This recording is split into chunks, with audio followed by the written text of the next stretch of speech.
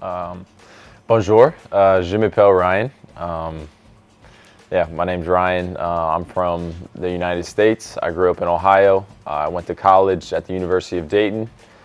During that time, my last year, senior year, we were one of the best teams in the whole country. We had a player I played with, Obi Toppin, who plays for the New York Knicks. He was the National Player of the Year. So we had a lot of national attention my last year, and then obviously with COVID, all that stuff got shut down. My first year pro, I played in Germany. I only played there for a couple months. I ended up getting injured, so I had to go back home and rehab and stuff like that. And then that following year, ended up playing back in Germany, same club, Tigers Tübingen. We did really well, made it to the finals. I was the MVP of the league. It was a good start to my pro career, my first full season. And then, following that, I ended up here in Le Portel. So I'm super excited to continue to kind of play for this organization, kind of figure things out. I live in Boulogne Saint Martin, so it's a little, it's not in Le Portel, but it's right next to it. So far, it's been really good. I'm trying to pick up on some French. Going to grocery stores, restaurants, and stuff like that. I'm trying to talk a little bit to the people and try to figure things out. So it's been a good experience so far. I'm excited to kind of see what the year brings.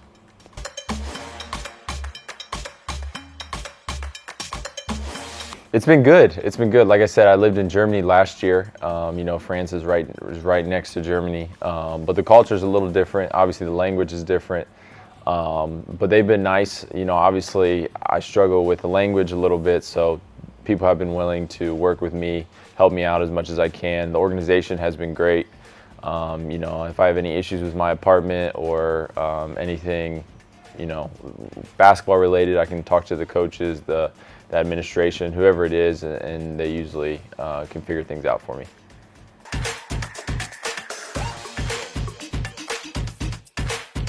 Yeah.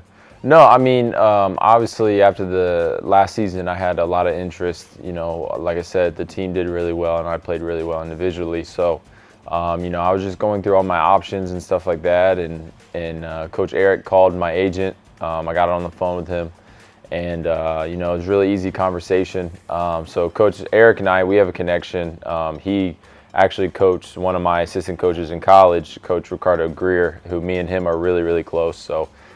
We kind of made that connection together. I talked to Ricardo. He said it was a great situation. Obviously, Coach Eric is a great person. So it was kind of one of those things that kind of worked out in the end. We were able to figure everything out, and that landed me here.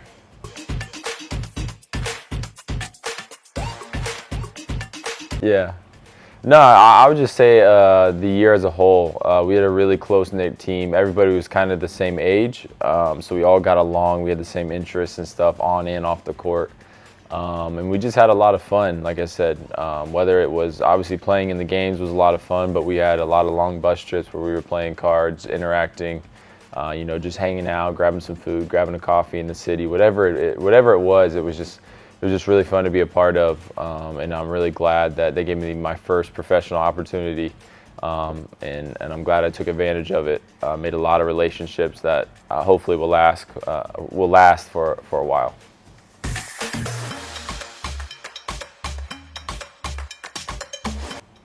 So 33, it's kind of I got it when I was a 7th grader. So when I was 12 years old, they were giving out jerseys for like my first organized basketball, and they just gave me 33 because I was a young guy, and so I was like, all right, this is cool, but I didn't really want that number. And then my 8th grade year, or the next season, they ended up giving me it again because they're like, well, you had it last year, so here's this again. And I was like, okay, I still didn't really want that number. And then my 9th grade year, I was going in to play high school basketball, and I made the varsity team. So once again, I was like the low man on the totem pole. So they just gave me a jersey. So that's 3 years in a row where I didn't want the jersey, but it was just handed to me. So after that, I was like, you know what, maybe I should, maybe this is time. Maybe I should stick with it because I was playing well during those years. So my high school years, I just stuck with it. I stayed with 33, and then in college, it was the same thing. I tried to change my number. I couldn't change it. Someone else had the number that I wanted. So I was like, all right, 33 it is. So it's been 33 since. It's a good story. Yeah, I mean, it's weird. I honestly, I didn't want the number for a while, but then I was like, you know what? It keeps coming back. So I'm just going to stick with it. It's meant to be, I guess.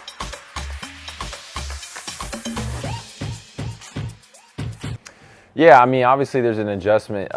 You know, just the style of play in Germany and in the States and in France, it's all a little different. They all have their own little nuances. So I would say in France, the biggest thing is just the athleticism. Obviously, they want this game. You can tell how it's called, how it's played. They want the game up and down. They want a lot of transition, a lot of fast break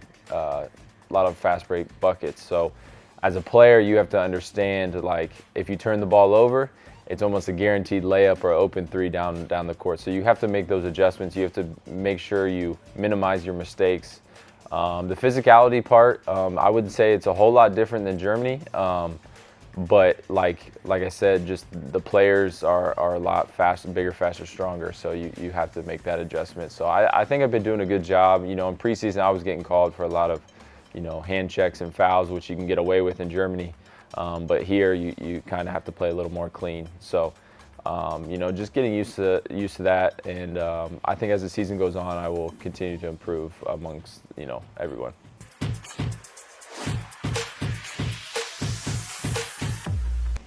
Best basketball memory, wow. I don't know if I can pick one. I have two off the top of my head. It would be, the first one was in college. It's probably my first basketball game, my first college basketball game. It was I forget what night it was, but basically I ended up scoring like 20 points. I went 5 for 7 from three. I really lit it up my first game.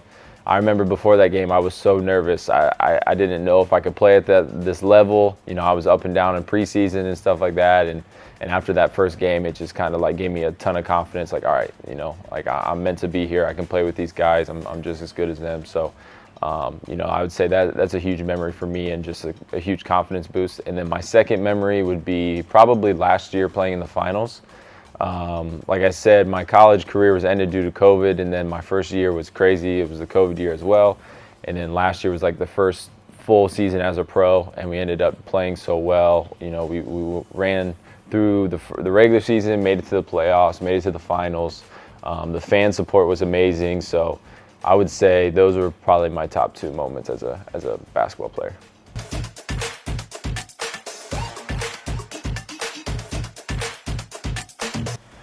Yeah, for me, like I said, I'm a basketball junkie. So when I'm not playing basketball, I'm usually watching basketball, whether that's film or just watching some EuroLeague games, NBA games, college games, whatever it is. There's usually basketball on at my apartment. My girlfriend gets a little annoyed with me because I'm, like I said, a basketball junkie. I watch a lot.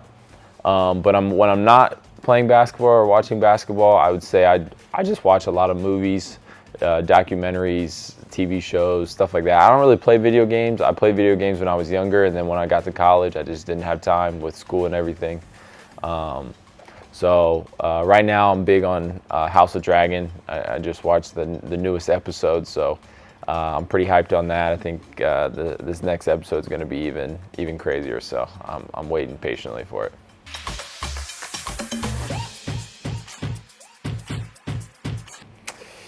I think, how do I define it? Obviously, as a player, you want to win every game.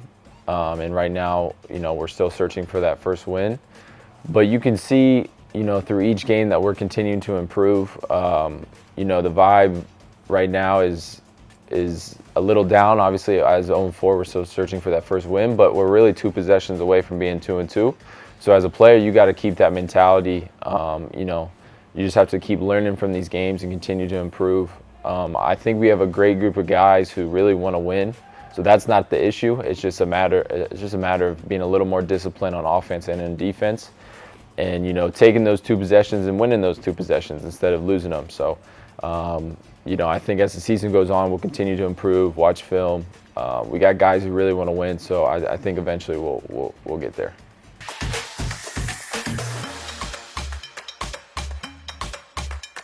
Yeah, the Chaudron.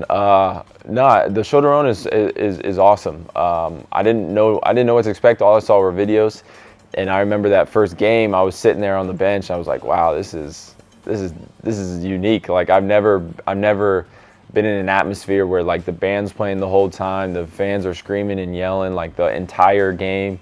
So that was pretty cool for me to just experience and to kind of absorb the whole environment. You know, I'm super excited to play the rest of the season. Like I said, I think this team will continue to get better and we'll put on a good show for the crowd.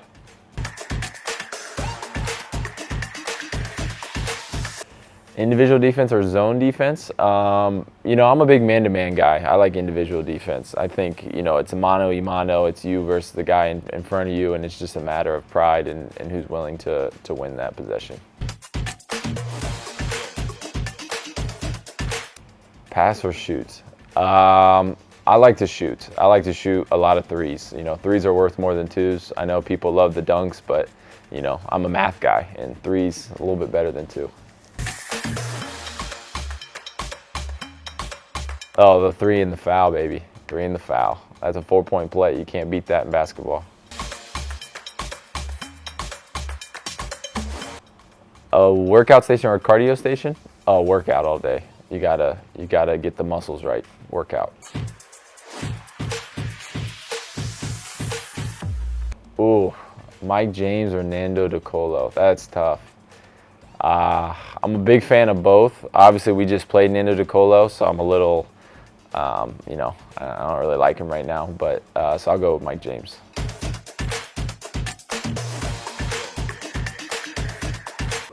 That's hard.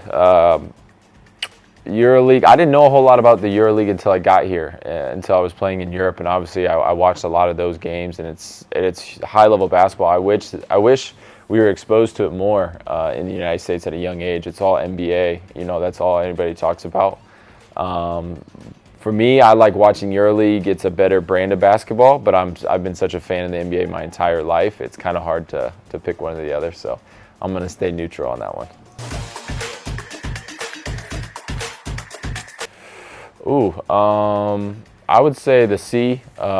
Growing up, I live in the Midwest where there's really nothing there. There's no sea or mountains. So for vacation every year, my family, we would usually drive to Florida and go to the ocean.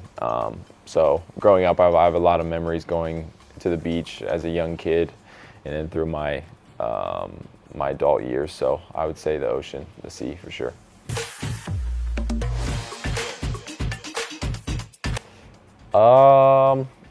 I personally like the movies. I always enjoyed going to the movies. Before COVID, that was something I would do probably each week. I'd go to the movies and go on discount day and find a nice, you know, cheap movie or whatever.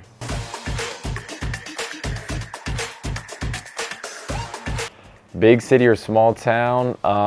You know, I'm a small town boy. I grew up in the country, farmland, cows, cornfields, all that stuff. So I think I'm a small town boy at heart.